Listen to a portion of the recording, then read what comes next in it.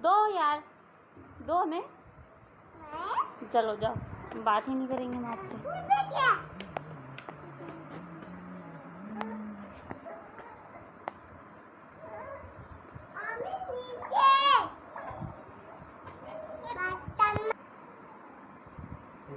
कर रही है मुन्नू मुन्नू दूसरे भाई आपस में करते थे लड़ाई।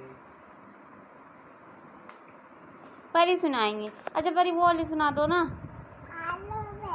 आलू बेटा कहाँ गए थे। परी सुनाएंगी, आप रहने दो। सुना परी, आप सुनाओ। आलू बेटा कहाँ गए थे, बात में लिखा चले गए थे। कहाँ चले गए थे परी।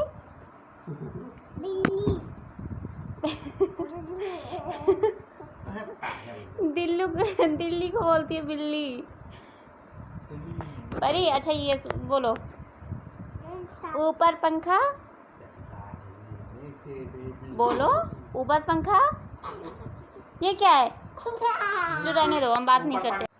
Hello friends, welcome to my channel. आप सभी का हमारे चैनल में बहुत बहुत स्वागत है। और अभी दोपहर के बज रहे हैं 1:30 और अभी हमें ना वो ब्लाउज जो होता है ना, उसमें मैंने ब्लाउज सिले थे तो उसमें भी काज बनाना बाकी रह गया है, तो अभी मैं वही बनाने जा रही हूँ। और मेरी जो छोटी बेटी है ना, वो यही सो रही है, क्योंकि क्या होता है कि छोटे बच्चे हैं तो सुबह से उनका भी काम और खाना भी होता है, तो हम सुबह नहीं कुछ कर पाते और फिर सिलाई भी करनी होती है। तो मेरी देवरानी है, वो खाना बनाती हैं सुबह और मैं सिलाई कर लेती हूँ, और वैसे बच्चों को भी देखना पड़ता है। तो ये देखिए सो रही हैं।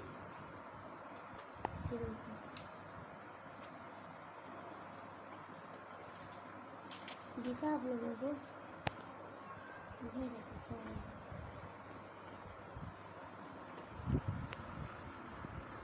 तो अभी ये 3 महीने की हुई है, तो इसलिए ज़्यादा मतलब बैठ नहीं पाती और बोल भी नहीं पाती हैं ज़्यादा, केवल गूं गूं करती रहती हैं, तो इनको भी ज़्यादा देखना पड़ता है। और मेरी जो बड़ी बेटी है वो है 2 साल की, तो वो तो बहुत ही ज़्यादा शैतान है। अभी वो मैं आप लोगों को दिखाऊंगी किसी वीडियो में उनको। उसकी शैतानी ना बहुत होती है, मैं सारा दिन उसके पीछे परेशान रहती हूँ, और उतनी ही वो शैतान है और उतना ही वो बोलती है। अभी तो सो रही है, जब से उठ जाती है ना सुबह से, तब से वो सारा दिन चलती रहती है और सारा दिन बोलती रहती है। मेरी देवरानी की भी एक लड़की है। मेरे घर में 3 बच्चे हैं और तीनों बहुत ज़्यादा शैतान हैं, और हम 3 लोग हैं तो हमें तीनों लोगों को एक एक बच्चा मिलता है संभालने के लिए, इसीलिए हर चीज़ में लेट हो जाता है। खाने 1 घंटे की बजाय उसमें 2 या 3 घंटे लग जाते हैं, क्योंकि बच्चे हैं तो इतनी जल्दी नहीं हो पाता। और जिसके घर में बच्चे होंगे वो खुद ही समझ सकता है। तो मैंने सोचा आप लोगों से मैं थोड़ी बातें कर लूँ। और देखें लॉकडाउन में मेरे फेस का क्या हाल है। थ्रेडिंग, पता है मेरी थ्रेडिंग को अभी जुलाई अगस्त में 1 साल हो जाएगा। क्योंकि क्या हुआ था, मतलब हम रक्षाबंधन में अपने घर गए थे, तब हमने थ्रेडिंग कराई थी। उसके बाद हम यहाँ आए तो मेरी छोटी बेटी वो पेट में थी, और जब वो पेट में थी तो मुझे पार्लर वगैरह जाना बिल्कुल भी अच्छा नहीं लग रहा था, तो मैं कहीं नहीं जाती थी, यहीं रहती थी। और उसके बाद ये फरवरी में हुई। हमारे वहाँ वैसे भी 1 महीने 1.25 महीने जो भी बोले वो कहीं जाते नहीं हैं, तो हम कहीं गए नहीं। और फिर लॉकडाउन हो गया तो जाने का कोई मतलब ही नहीं है। इस तरह से हमारी ट्रेनिंग को हो गए हैं 1 साल। और देखिए लगता नहीं है ना कि 1 साल से हमने थ्रेडिंग नहीं कराई है। हाँ, लगभग 1 साल ही होने वाले हैं 2 महीने बाद। देखो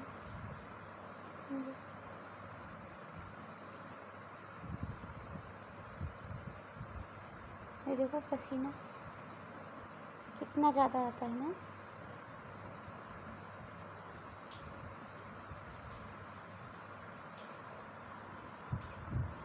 और इनका झूला जब बंद हो जाता है ना तो ये फिर से रोने लगती हैं। इनकी ये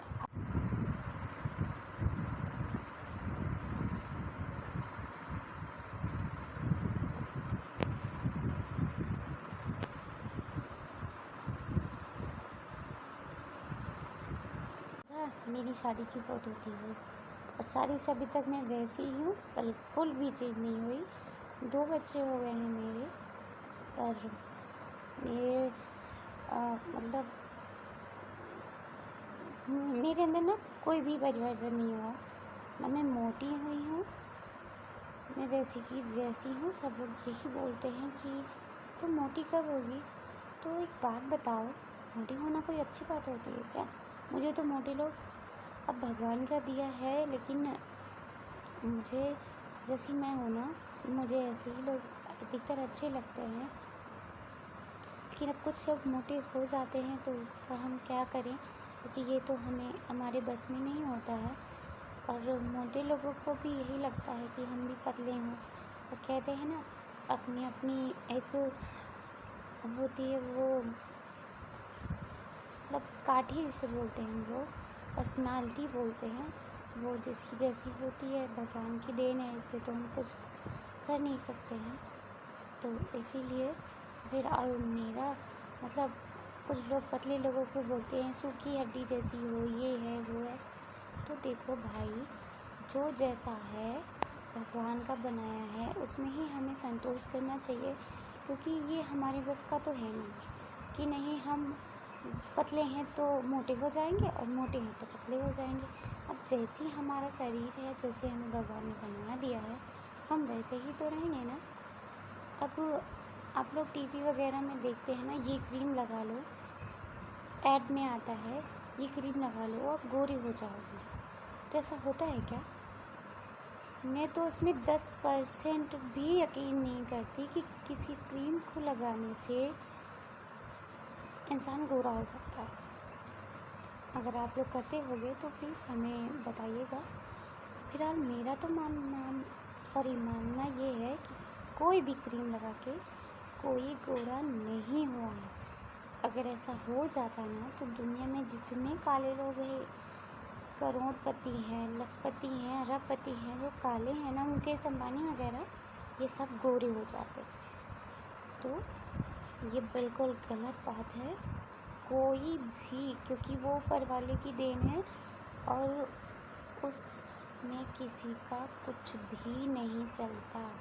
जैसा है वो वैसा ही रहेगा। ओके, तो प्लीज़ इसके ऊपर आप किसी को काला, गोरा, मोटा, पतला, छोटा, लंबा, इस पर आप लोग जज मत करिएगा, क्योंकि ये सब भगवान का बनाया है। हम जैसे हैं और हम वैसे ही रहेंगे। आप जैसे हो आप वैसे ही रहोगे। लेकिन कुछ लोग हैं जो बोलने से पहले सोचते नहीं हैं। और ये देख रहे हैं आप मेरे कान, मैं कभी भी ईयररिंग नहीं पहनती हूँ। ठीक है, ये एकदम फट गया है। मैं इसीलिए कभी ईयररिंग नहीं पहनती हूँ, क्योंकि थोड़ा सा, बिल्कुल थोड़ा सा इसी में लगा है। अगर मैं परमानेंट पहनने लगूँगी ना तो ये मेरा 1 महीने के अंदर कट जाएगा। फिर मैं शादी वगैरह या कहीं आने जाने में भी नहीं पहन सकती, इसलिए मैं परमानेंट ईयररिंग नहीं पहनती। और कुछ लोग ये बोलते हैं, मतलब मैं अपने गांव की बात बता रही हूँ, कि तुम नहीं पहनती हो, सब लोग यही बोलेंगे कि तुम्हारे पास है नहीं।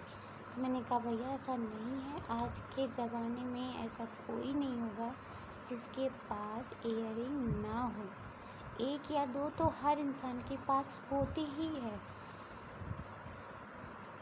तो मेरे पास भी है। और पहनना ना पहनना ये मैं डिसाइड करती हूँ मुझे पसंद है कि नहीं है। लेकिन हमारे गांव वगैरह में ये कुछ ज़्यादा ही चलता है, क्योंकि लोग यही कहते हैं ना, मतलब हम घर में अगर 4 पहनते हैं और एक ना पहने तो आदमी यही कहेगा ना इसके पास नहीं है इसीलिए पहनता नहीं है।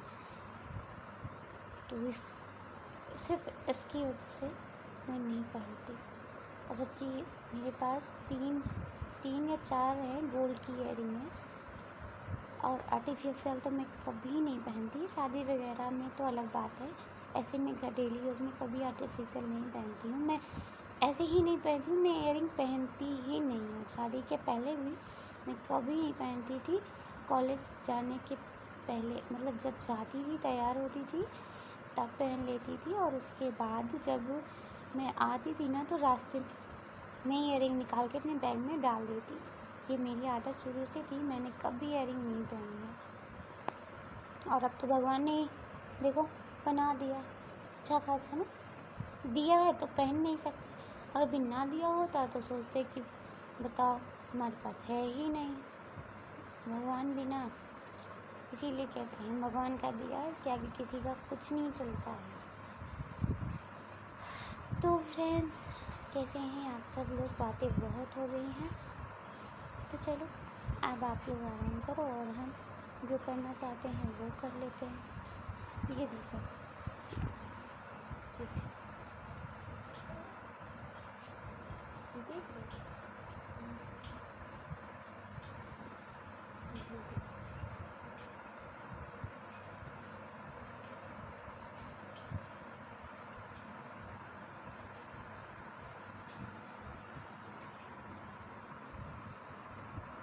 मैं आपसे लिटिल बात कर रही हूँ कि बहुत थक गई हूँ यार, सुबह से शाम तक बैठे मेरी कमर ना बहुत दर्द होने लगती है, इसलिए मैं लेट के बात कर रही हूँ। प्लीज़ माइंड मत करना, बुरा मत मानना।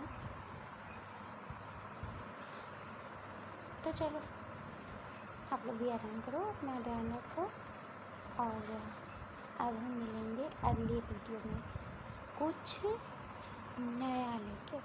तब तक के लिए बाय, और अपना ध्यान रखिएगा, घर से बाहर मत जाइएगा, बच्चों और बूढ़ों का भी बहुत ध्यान रखिएगा, क्योंकि इस समय ना हमें एक दूसरे का ध्यान रखने की बहुत ज़्यादा ज़रूरत है। मुझे भी है, क्योंकि मेरे घर में 3 बच्चे हैं। वैसे ज़्यादा बुजुर्ग तो कोई नहीं है, मेरी मम्मी भी अच्छी हैं, उन्हें कोई देख के ये नहीं करता कि उनके 4 बहू आ गई हैं, और एक लड़की है मेरी मम्मी की, मेरी ननद सबसे बड़ी हैं, और 4 बेटे हैं। तो चलिए सबका ध्यान रखिएगा, बाय, अपना भी ध्यान रखिएगा, ओके। अगर हमारा वीडियो पसंद आए तो लाइक और शेयर सब्सक्राइब ज़रूर करिए, क्योंकि मैं हमेशा अगर वीडियो कोई लेके आती हूँ ना तो उसमें कुछ ना कुछ तो आपके काम की चीज़ होती ही है, ये 100% होता है। मैं कोई भी वीडियो बेमतलब का नहीं बनाती हूँ। अगर उसमें आपको एक ही काम की चीज़ मिलेगी, लेकिन ऐसा नहीं होता कि बिना काम की कोई चीज़ मिले। तो इसीलिए प्लीज़ लाइक शेयर और सब्सक्राइब ज़रूर करिएगा, क्योंकि अभी हमें आपके सपोर्ट की बहुत ज़्यादा ज़रूरत है, और आपके साथ की, क्योंकि कोई भी यूट्यूबर आप लोगों के साथ के बिना आगे नहीं बढ़ सकता, ऐसा मेरा मानना है। तो प्लीज़ लाइक शेयर और सब्सक्राइब ज़रूर करिए, बाय।